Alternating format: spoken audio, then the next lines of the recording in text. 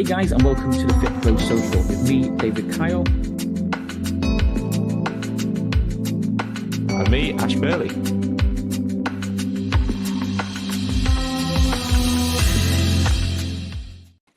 Good morning, everybody, and welcome to this week's FitPro Social with myself and Ash Burley. Ash, how are things?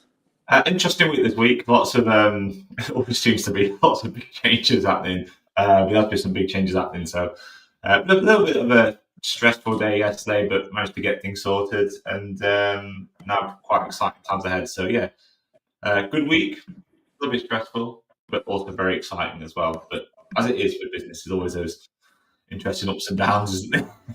Yeah, definitely. Yeah, it's definitely been one of those. I think the weather obviously is making a big difference to everybody's mindsets and beliefs and how everything works. I think just the sun coming out, and then woke up this morning, watched a bit of the news, and it's going to rain this weekend. So yeah, it's God's law, isn't it? Have you ever noticed? I can't remember what we're talking about today, but have you ever noticed? Especially, well, obviously when you had your studio, probably more than now. But when you had a studio, did you ever notice that when the sun came out, especially when it was earlier in the year, that you got more sales? Like I used to notice that. It's like I was looking at the sun. Oh crap, the summer's coming. I've got to go in there and get rid of this winter timber, and somehow sales. And so it did use for us anyway. But I think though, I know that's not today's topic, but I think that's where a lot of people need to start capitalizing on these moments, on these trends, on these waves. So the sun's coming out, everyone's mindset's changed. That's where you need to ramp up your ads a little bit more. That's where you need to go a little bit harder on trying to make sales and chase down old leads and old clients and all that type of stuff to bring these people back in. So yeah, if you're not jumping on it, obviously the weather's going to change next week from what it's saying. So you've missed this boat now, but an influx of clients now, that means they're going to stay with you all the way through the summer. And it's a win-win for everybody. Exactly. Definitely something that's worth taking advantage of. Cool. Anyway, so this week, a bit of an interesting topic, why your business superpower is also your kryptonite. No reference to the new Superman film that's coming out. Is it in July? I think the new Superman film's coming out. Yeah. Bit of a strange one. He's got a dog in it, this one. Have you ever watched the trailer? I haven't watched it yet, no. I knew it was coming out, but I've not watched it. I'll have to have a look and watch it all. Like I say, we're busy this week, but I will check it out. But yeah, complete coincidence that that's the actual title. Yeah, 100%. So basically, obviously I jumped on the trend, Ash has jumped on the trend of creating these toy figure these toy figure box things. Yeah, is that what you call? I'm not even sure what they call it. Yeah, toy box. I think toy box trend. I think they're calling it, or something along those lines. So if you've not used them before, it does take a while to build. I think each one took about 3 or 4 minutes to build, which is not too bad. Build one for the whole team, and it's turned out. You obviously did one for Sarah, which was quite funny as well. So so I was doing those the other day, and then last night I saw somebody else put another prompt up on Facebook, and it was about asking ChatGPT to be brutally honest about yourself, about everything that you've told ChatGPT, everything that it's stored in its knowledge based on you, about what you've told it, questions you've asked, everything that you've given it, is give you an honest feedback review. I've done it, you've done it, and we're seeing similar things. And I think this is also true for any business owner out there. Definitely. I mean, obviously, if anyone hasn't seen it, you can check out Dave's. It's on his Facebook. I'm guessing it's on your Insta as well. I'm assuming. No, not on Instagram. The caption was too long. So on Facebook, you check out Dave's Facebook, and you'll see it on there. And I'll put mine up a little bit later on today, so you can have a look at it. You'll see there's definitely some similarities in there, and there's one bit in particular around obviously doing too much. And I can kind of I'll read my bit out here because I'll just read one bit of it out in here because I think this is quite what we're talking about here. One of the things to point out says you're doing too much because you can. You're high functioning as hell, and it shows. But with that comes scattered execution at times. There's a pattern of brilliance, but being diluted by volume. You built an empire of ideas, but not every idea gets the attention it deserves because another one is already being loaded. You need more ruthless prioritization. The brutal truth is you're the bottleneck sometimes. And I honestly think that is the thing with a lot of business owners. I think by nature, if you're quite entrepreneurial, you have lots of ideas and you look at different things and you get inspired by lots of different people. And I think these days more than ever, there's so much information out there. You can see so many other people doing different things. It's very easy to get inspired by it. That toy box, I think, is a perfect example.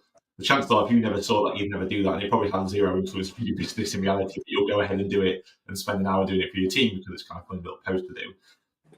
Is that hour really worth doing it? It's debatable, but it's still something you go and do. And I think sometimes you get lots of different ideas. I can remember reading Dave's post yesterday. There's kind of hints of that in there as well. Like Dave has lots of ideas, lots of different things. You have to remember exactly what it said, but like different things that you do. And then sometimes it's difficult then to go and focus on certain things where in reality, I think one of the best things we could probably do, I think most business owners could do, is scale that back and then prioritize what's going to have the biggest impact for you and your business, which I think is a lot easier said than done. Yeah, really, just kind of reading mine back now as well. You don't need to add more bricks. You need to build the damn building with the ones you already have. Yeah. I think that's huge for a lot of us. I remember when we had the studio, we got to about 120 clients, and I was like, I've made it. I'm going to go and open a second studio. When 120 clients was just about making profit after paying all the bills and everything was paid for, and we making a very small profit on that. I was like, you know what? Let's go and open a second studio. Let's go to Newport. Let's open it. We started pumping money in, and I got to the point of realizing, this is actually a mistake here. I'm now giving Cardiff less eyes. I'm not giving it as much attention, which is kind of letting it slip a little bit. Newport is suddenly costing all this much because we're having to put in for planning changes. We're already starting to try to generate or build some equipment ready to go for moving in. So it's all done quite quickly. And it was like the business wasn't operating perfectly. It wasn't at its max capacity. It wasn't pumping out all the money it could possibly do. And although you moved on to the next thing, and apparently now, according to ChatGPT, I still do that. It's interesting, isn't it? Like I think a lot of the time, I always think there's two sides of everyone's brains, isn't there? You also have, let's make sure we got this right up on here, but you also have, 1 second, guys, I'm just going to quickly sort this out on here so it sounds much better. So if you want to go and find the prompt, head over to my Facebook. It was the post I posted last night, and you'll see here's what ChatGPT thinks about me. And I'm trying to do this kind of strange face, but it was based on every word I sent you in all your memory banks. Be very brutally honest with what you think about my ideas and interacting with you over time. So again, you can go and find my post, grab that and copy that prompt, put it into ChatGPT, and it will give you the response.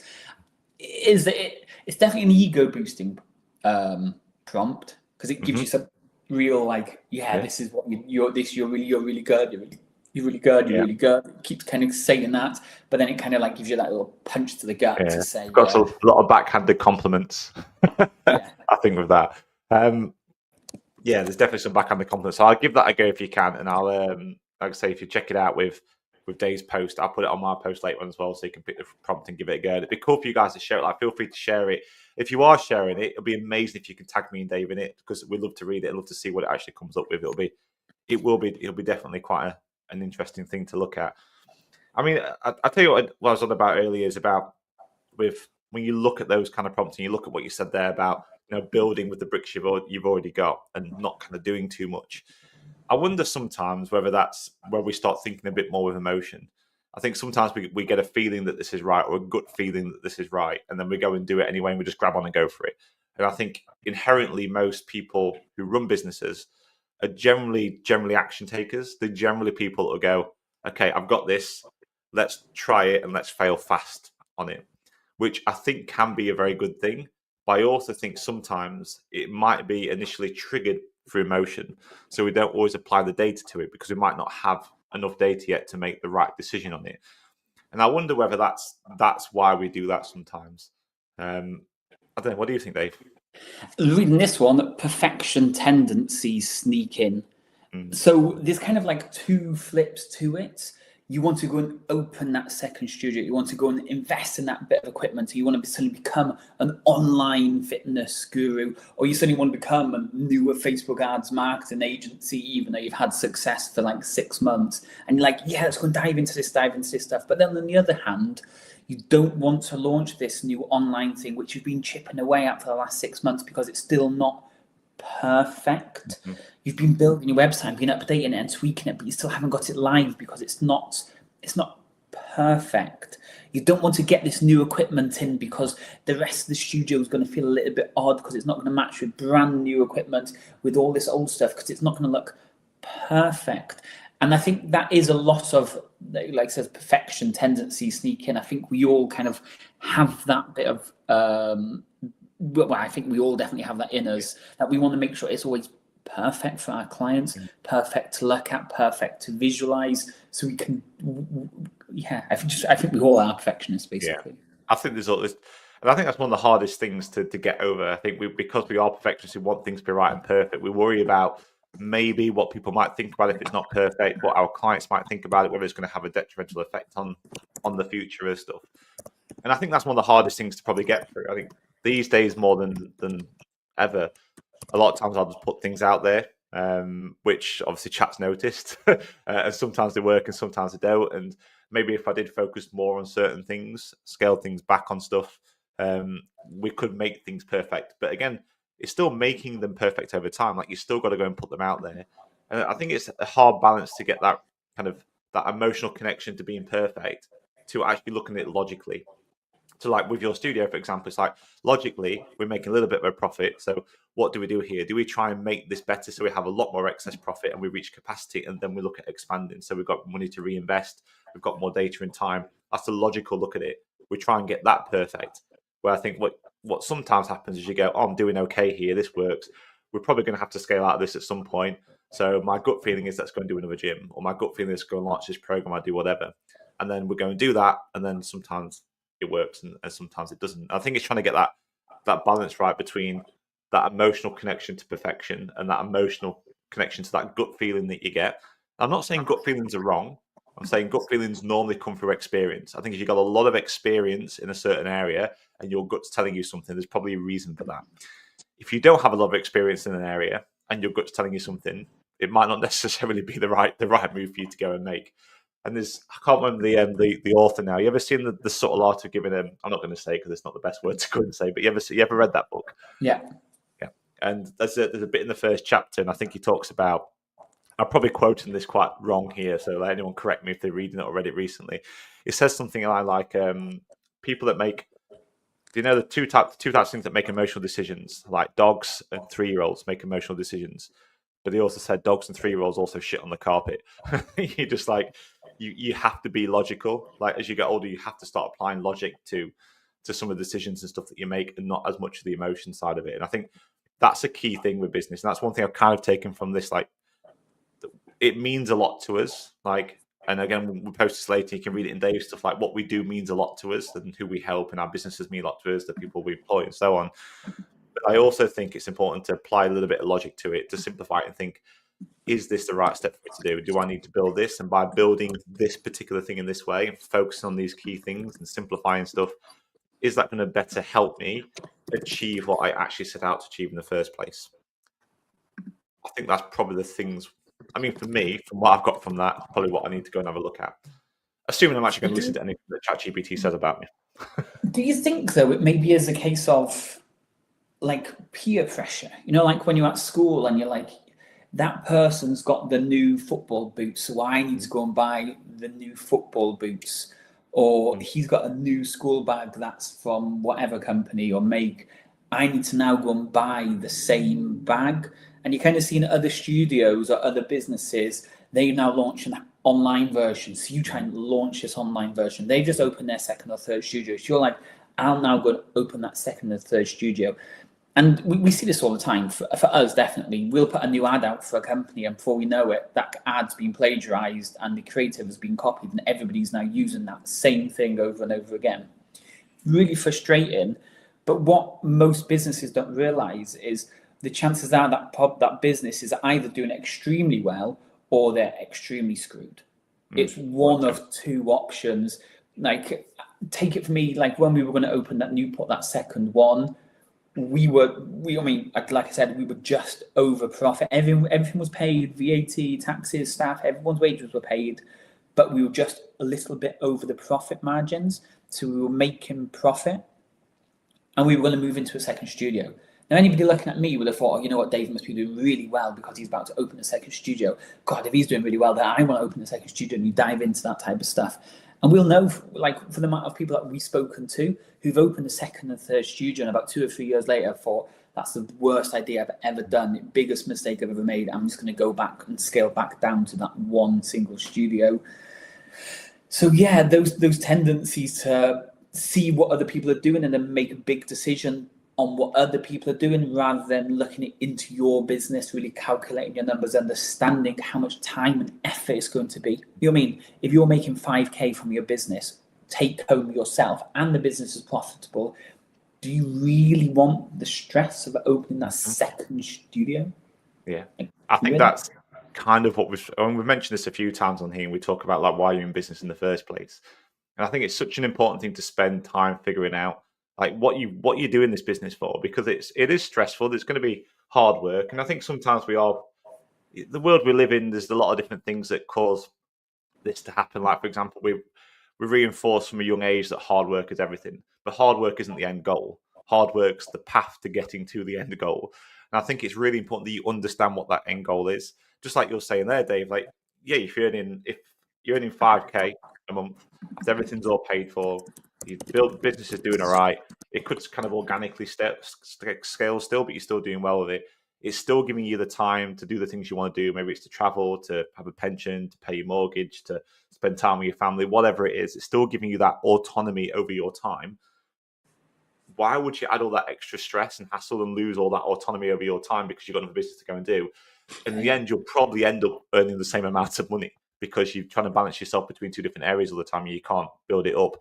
And I think that's that key question again. Like, you need to understand what you're doing this for, because if the moment you understand what your goals are personally, the moment you actually realize that as entrepreneurs and as business owners, you have one of the biggest opportunities ever, because you have complete and utter control over your business. You can do whatever the hell you want with it.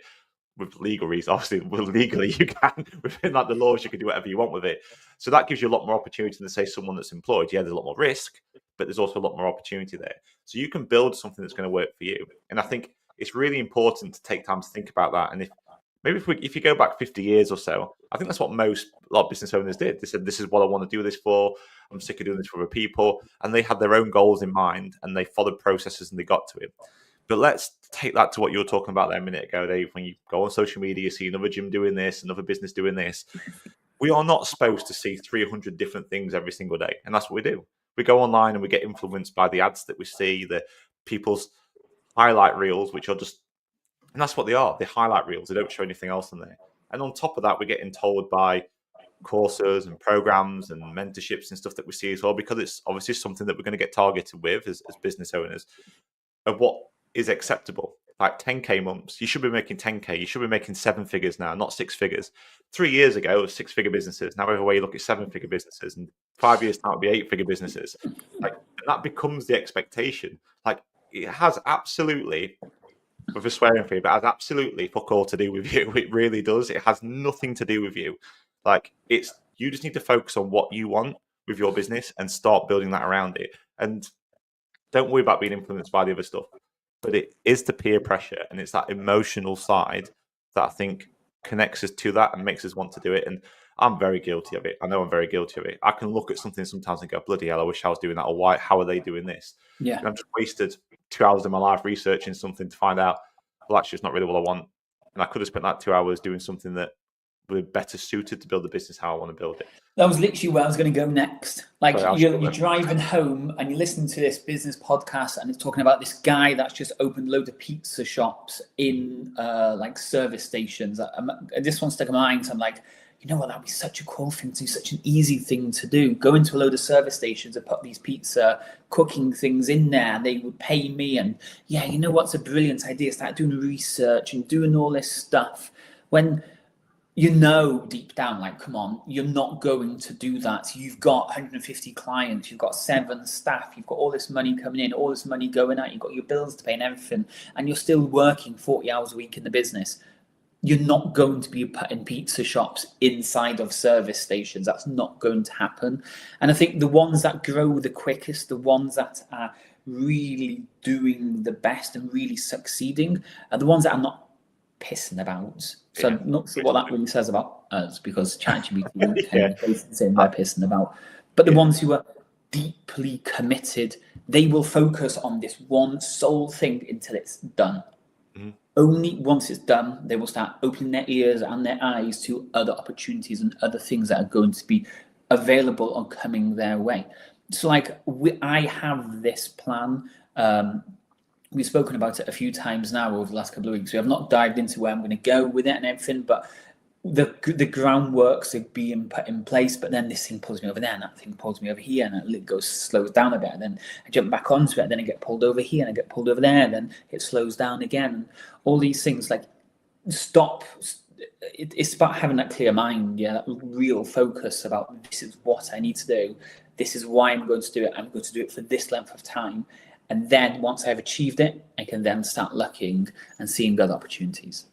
Yeah, interesting, that clear of mind thing's important, and I do think it's very difficult to get clear of mind these days, because I kind of what I mentioned earlier, like there's so many distractions everywhere. You're constantly on your phones, you're seeing things everywhere, you're seeing ads everywhere, people sharing stuff. Like there's a lot of distraction there, and it takes effort, I think, because it is designed to get your attention. At the end of the day, especially like social media platforms, where I think a lot of people get influenced and pulled off in different directions, or podcasts and YouTubes, and I know I'm saying that because we're on a podcast saying this, but still, these are designed to get your attention. And I think because that, it can drive you off in different ways. And sometimes it can be really useful, and sometimes it's not so much.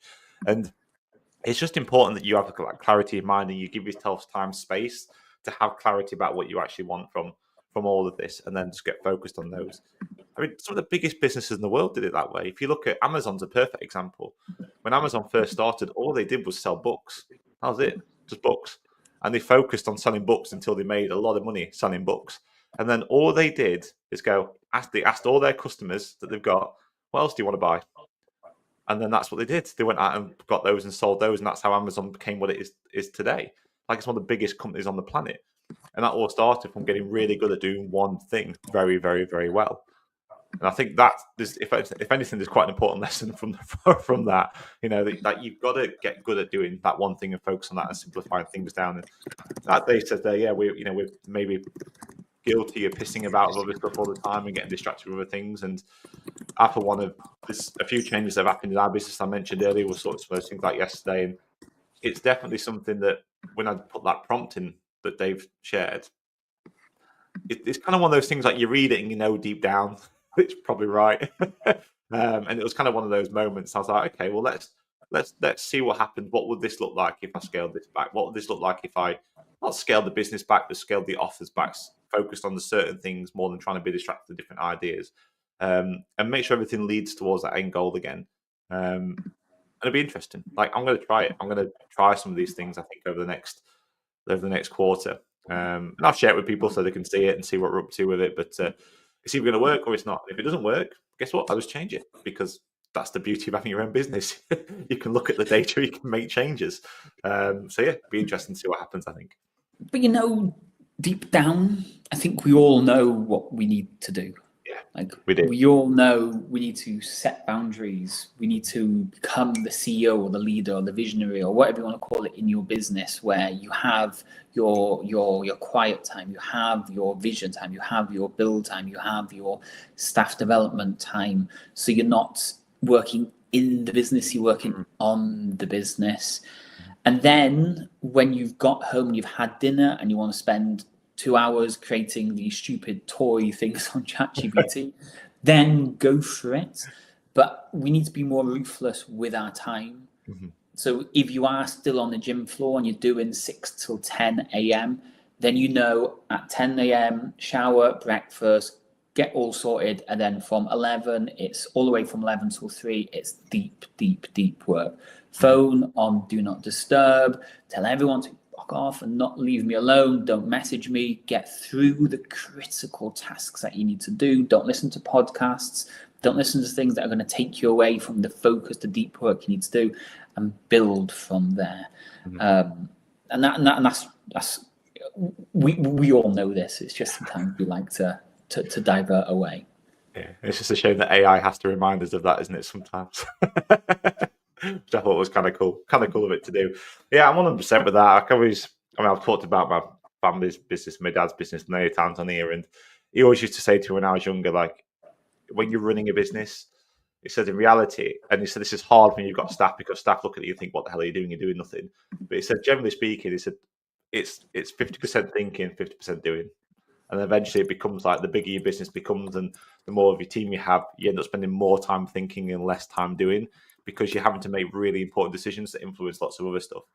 But you kind of need to do that. If you want to run this as a business, you need to give yourself time to think and then to get the work done and to focus on nothing else other than doing that. Just like Dave said there, block some time off, deep work, get it done, no distractions. And if you work from home, like a lot of my clients do, they're online trainers, tell your partner, like tell your kids, especially your partner, like they need to know because they can help you. You don't want them coming up saying like, I need this washing done or I need this thing hanging up or whatever. Because you're at home, they might think you're at home. Like you're not, you're working. Let them know. Let them make sure the kids don't come and disturb you. Like whatever it is, like you've got to be open and honest with the people around you, especially if you are working from home. Just like you would do if you was in the office, like Dave would do with his staff. Like he'll probably just shoot them if they come through the door now or something. Yeah. What are you doing? You can see I'm on a call. Yeah. But no, I appreciate everybody watching this. If you want to go and get that prompt, it's on my Facebook. I'm sure Ash will share it up later as well. But if you have been using ChatGPT for a while, it will definitely give you a good insight into you, which is quite scary. That this thing on the internet probably knows you deeper than your partners or wives or friends or husbands or whatever situation you're in. Scary. At the end of the day, do the work. Just do the work. That's the key lesson from this. If anything, just do the work. That's the important part of this. But yeah, I'll share the prompt around anyway, so everyone can have a look at it. And like I said before, like if you do have a go at doing that prompt, like please do tag me and Dave in it. Like we'd love to see it, love to read it. It'd be very cool to see what it's coming up for different people. But other than that, I think that rounds up quite nicely today. Nice. Appreciate you all for tuning in, and we'll see you all next week's episode. Goodbye. Goodbye. Thank you for joining us on this week's episode of the FitPro Social. Make sure you subscribe so you don't miss out on future episodes.